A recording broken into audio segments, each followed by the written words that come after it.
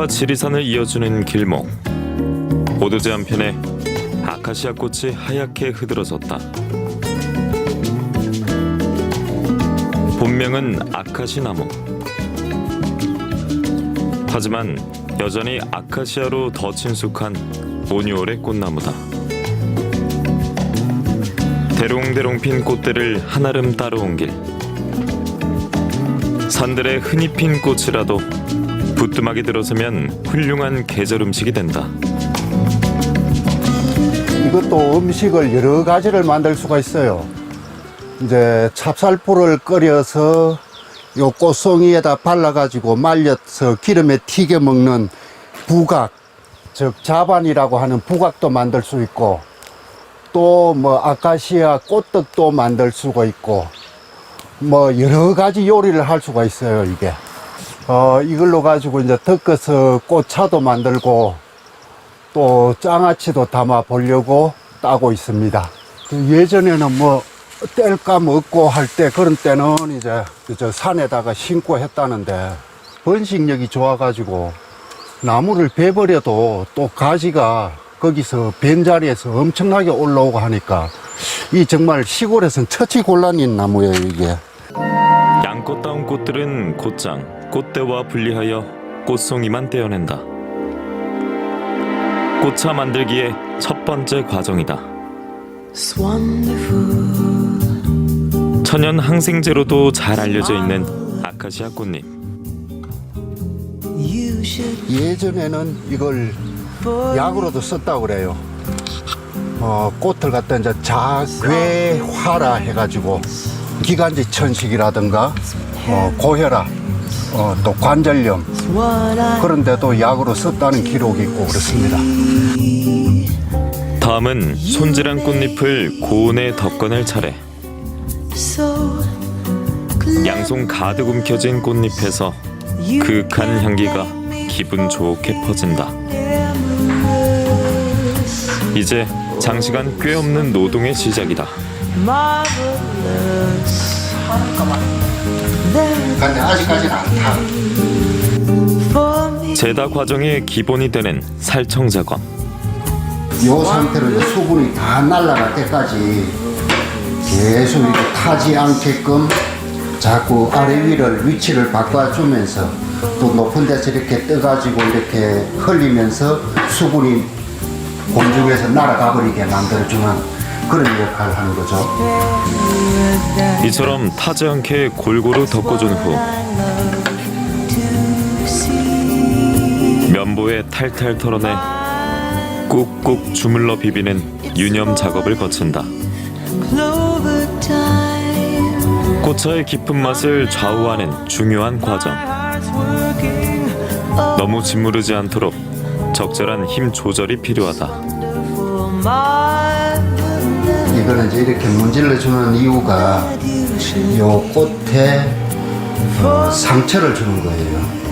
이렇게 이제 접히면서 여기가 이제 제쳐져 가지고 상처가 생기면은 나중에 수분이 빨리 날아가는 역할도 하고, 또 나중에 이걸 이제 다 덮어서 차로 우려 마실 때 물에 뜨거운 물을 끓여서 부으면은 이 상처 난 대로 빨리 약성이 우러나와요. 옛말에 아카시아 꽃이 피면 산불이 나지 않는다고도 했다. 그만큼 꽃잎마다 많은 수분을 머금고 있는 아카시아 꽃. 이게 이제 꽃이 수분이 하나도 없어야 차로 보관을 해 놓을 수가 있으니까 그렇게 하려고 그러면 최소한 2시간 정도는 덮어줘야 됩니다. 나중에는 막 엉덩이도 아프고 팔도 아프고 어깨도 아프고 막 그래요. 그 2시간 동안 이게 멈출 수는 없는 거예요? 예, 멈추면은 이제 이게 열이 올라가지고 지금 덮어지고 있던 상황이 식어버리니까 다시 또 열을 올리려고 그러면 시간이 그만큼 걸리고 또 타버릴 수 있어요? 네, 타버릴 수도 있고, 그러니까 계속 이렇게 해줘야 돼요. 그러니까 이게 참 뭐 차 하나 만든다는 게 쉽지 않은 공정입니다. 그리고 조금 전에도 보셔서 알겠지만 처음에는 이만큼 수북하게 했던 게 지금 절반 정도로 줄어들었죠. 근데 이게 이제 완전히 수분이 다 날아가 버리고 바짝 말라서 차가 되면은 정말로 한 요 정도밖에 안 될 거예요. 여름엔 이거 안 해야 되겠구만. 그런데 꽃이 어차피 여름에 다 피우는데. 네. 옴짝달싹 못한 채 두어 시간이다. 뒤져주면서 위에서 이렇게 밑으로 후두둑 떨어지게 하는 게 떨어지면서 이제 수증기가 공중에 확 분산이 돼가 날아가 버리니까 이렇게 하는 게 제일 수분을 빨리 날릴 수 있는 방법이에요. 제다의 가치는 정성에서 비롯되는 법.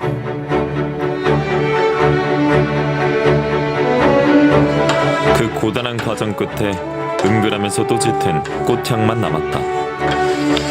바싹 마른 꽃잎은 한숨 식혀두고 이번엔 아카시아 꽃 장아찌를 준비한다.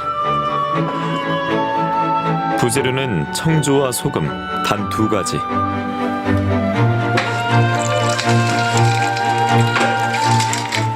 이 아카시 꽃으로 가지고 장아찌를 담글 때는 간장 장아찌를 담그거나 이렇게 이제 소주 장아찌를 담급니다. 그런데 이제 간장 장아찌를 담아 놓으면은 숙성되고 난 이후에 보면은 꽃잎에 간장에 시커먼 물이 들어가지고 그렇게 볼품이 없어요. 소주 장아찌를 만드는 이유는 소주가 하얗게 곰팡이가 피고 그 변질되는 걸 막아줘요. 그런 막아주는 역할을 하니까 소주에다가 소금을 녹여서 그냥 바로 꽃을 넣어서 숙성을 시킵니다. 그러니까 이제 이 방법은 아주 초간단 장아찌 만드는 법이에요. 아카시아 꽃 고유의 색상을 그대로 살려서 만드는 맑은 장아찌. 재료는 단출하지만 비율에 따라 맛의 완성도가 달라진다. 맛이 어느 정도 나와야 돼요? 짜면 짤수록 장아찌가 오랫동안 보관이 가능해요.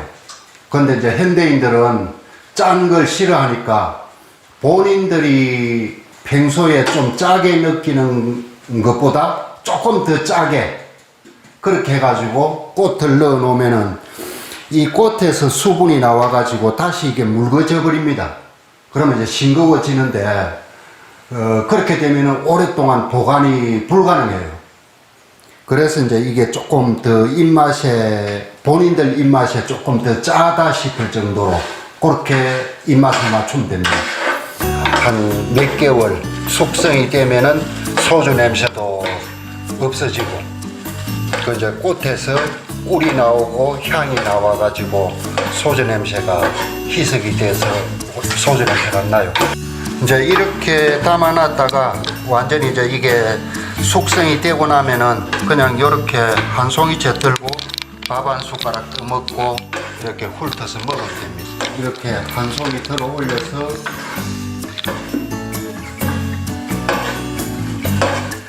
이렇게 먹으면 됩니다. 대롱핀 모습 그대로 담가뒀다가 가지만 쏙 빼내 먹으면 이보다 향긋한 꽃갈비가 또 있을까.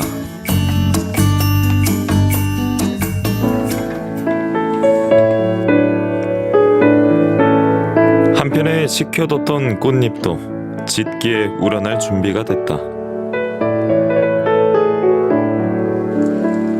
눈으로 먼저 마시고 코끝으로 즐긴다는 꽃차. 구수하면서도 감미로운 꽃향이 오감을 자극하고 청량한 소리가 마른 갈증을 잠재운다.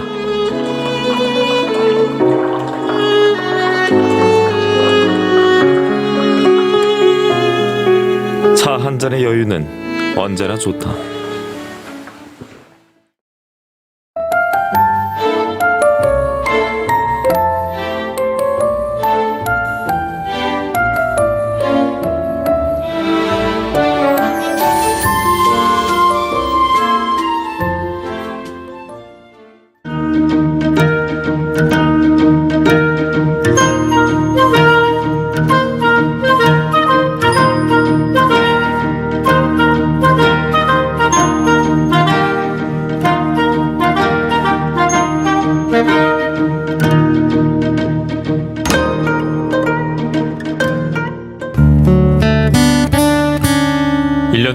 가장 많은 꽃을 피운다는 여름.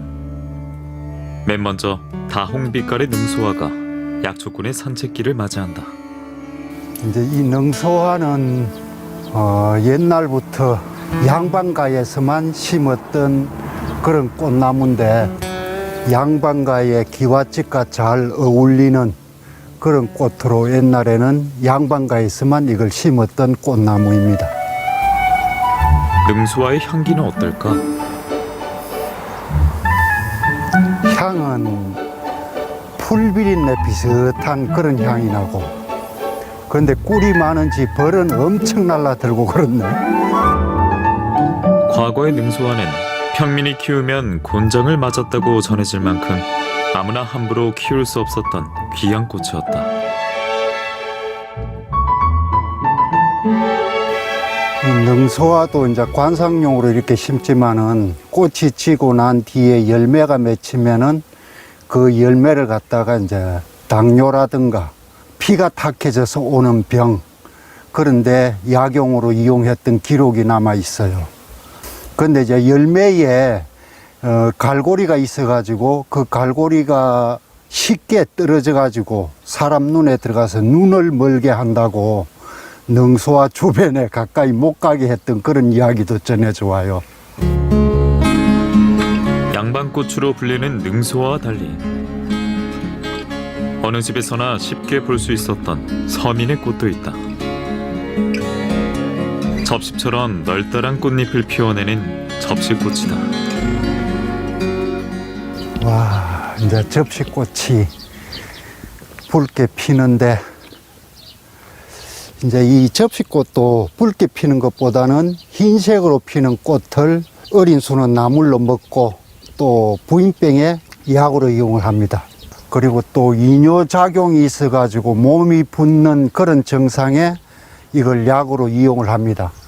그런데 이제 다른 색의 꽃이 피는 거는 약으로 이용을 하면 안 되고 흰색 꽃이 피는 것만 약용으로 이용을 해요. 꽃이 피면은 뭐 꽃을 이용할 수도 있고 또 열매가 맺히면 열매를 이용할 수도 있고 아니면 또 겨울엔 뿔을 캐갖고 이용을 할 수도 있고. 이처럼 꽃의 색깔은 한방에서도 중요한 역할을 한다. 6월 중순이면 들판 곳곳을 울긋불긋 물들이는 홍화꽃 역시나 마찬가지다. 야, 이제 홍화도 벌써 일찍 핀 거는 지고 또 새로 피고 그러는구나. 꽃과 씨앗 모두 약재로 활용하며 꽃잎은 노란색에서 붉은색으로 변할 때가 가장 적절한 채취 시기. 이 꽃이 아주 이뻐가지고 이제 옛날에는 이꽃이라 해가지고 빼 뿌려진 데 약으로 썼던 겁니다. 씨앗을 여러 개를 땅에다 파묻어가지고 여러 포기가 같이 올라오면 솎아서 나물로도 먹고. 또한 따뜻한 남부지방에서 잘 자라 산청의 특산물 중 하나로도 손꼽히고 있다. 본격적인 여름을 알리는 하지 무렵, 햇살이 길고 뜨거워질수록 산은 더욱 선명하게 존재감을 과시한다. 저쪽에 저 멀리 보이는 저거는 덕유산입니다. 그리고 이제 이쪽으로 오면서 뭐 기백산이라든가 괴간산 그런 산들도 있을 것이고.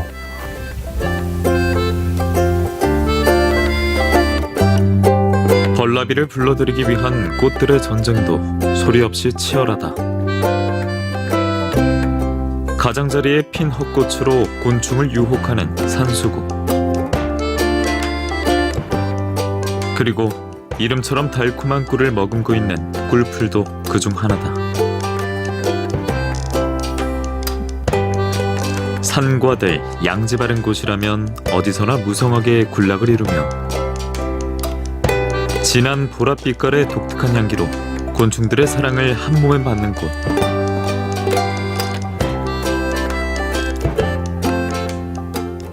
이제 이 꿀풀은 여름에 말라 없어진다고 해서 양명으로 하고초라 그래요. 여름 하자 말을 꽂자 써가지고 하고초라 그러는데 우리 선조들은 눈이 침침해지고 할 때 그런 때 약으로 썼던 겁니다. 그런데 이제 최근에 성분 분석을 하고 연구한 결과에 의하면은 통증을 줄여주는 진통작용이 있다고 그래요. 그래가지고 지금은 이제 이게 모 제약회사에서 진통제로 그렇게 이제 개발해가지고 시중에 판매가 되고 있는 그런 약초입니다. 길고 뭉툭한 꽃대에 자잘한 꽃을 촘촘히 피워내는 게 특징. 때문에 꿀방망이라는 별명도 생겼다. 이게 이제 양지를 햇볕을 좋아해가지고 키 큰 나무가 있어가 그늘이 지는 곳엔 잘 자생을 하질 않고 이제 무등가에는 양지 쪽이다 보니까 그런 데 많이 자생을 하고 이런 임도가에 주로 많이 자생을 합니다. 그리고 이제 산에 감벌한 그런 산에 보면은 햇빛이 많이 들어오는 그런 곳에 가면 이게 이제 무더기로 군락을 이루고 자생을 해요. 양명은 하고초이고 이제 원래는 꿀이 많다고 해서 꿀풀이라 그래요. 그러니까 우리는 이제 어릴 때 산에 소 풀뜯기로 오면 요거 꽃을 뽑아가지고 쪽쪽 빨아 먹었습니다. 이렇게 빨면 꿀이 굉장히 많이 나와요. 그래서 이걸 갖다 꿀풀이라고 불러요. 어릴 때 많이 드셨나 봐요. 네, 많이 먹었죠. 어릴 때만 해도 시골에 군것질거리 없고 하니까 이런 게 군것질거리죠. 또한 구지뽕과 느릅나무, 기와에 자라는 와송과 함께 4대 항암 약초로도 주목받고 있는 꿀풀. 봄철에 이렇게 어린 수는 나물로 먹고 또 이게 항암 작용이 많다고 해서 이 꽃을 따가지고 술을 담가서 먹거나 또는 말려가지고 빻아서 가루를 만들어가지고 환을 빚어 먹거나 그러면은 암에 굉장히 좋다고 알려지고 이거는 주로 꽃이 이렇게 한 절반 정도 핀 꽃송이 이걸 약으로 써요. 그래서 이제 저는 오늘 이걸 따가지고 튀김을 만들어 볼까 그렇게 생각을 하고 있습니다. 이게 이제 우리 선조들은 꽃송이를 따가지고 말려서 차로 주로 달여 마셨어요. 그런데 이제 저는 현대인들이 쉽게 요리를 해 먹을 수 있는 방법이 뭘까 궁리를 하다가 보니까 튀김을 하면 어떨까 생각을 해봤던 겁니다. 불과 몇십 년 전만 해도 마을옥에 흔히 보이던 친숙한 꿀풀. 하지만 시대가 변하면서 꿀풀의 가치는 완전히 달라졌다.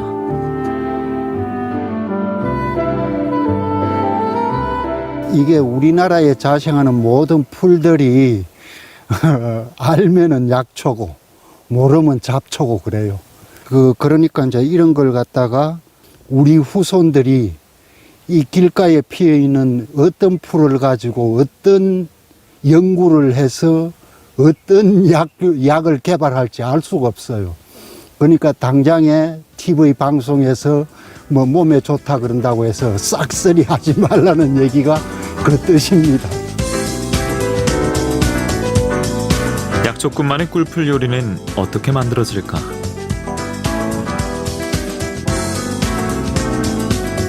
원칙은 간단하다. 바로 약초 본연의 맛을 해치지 않는 것. 깨끗이 씻은 꿀풀을 굵게 갠 튀김 반죽에 골고루 묻힌 뒤 노릇노릇하게 튀겨내기만 하면 끝. 달콤 쌉싸름한 꿀풀에 고소하고 바삭한 식감이 더해졌다. 초여름에만 맛볼 수 있는 귀한 맛, 꿀풀 튀김이다.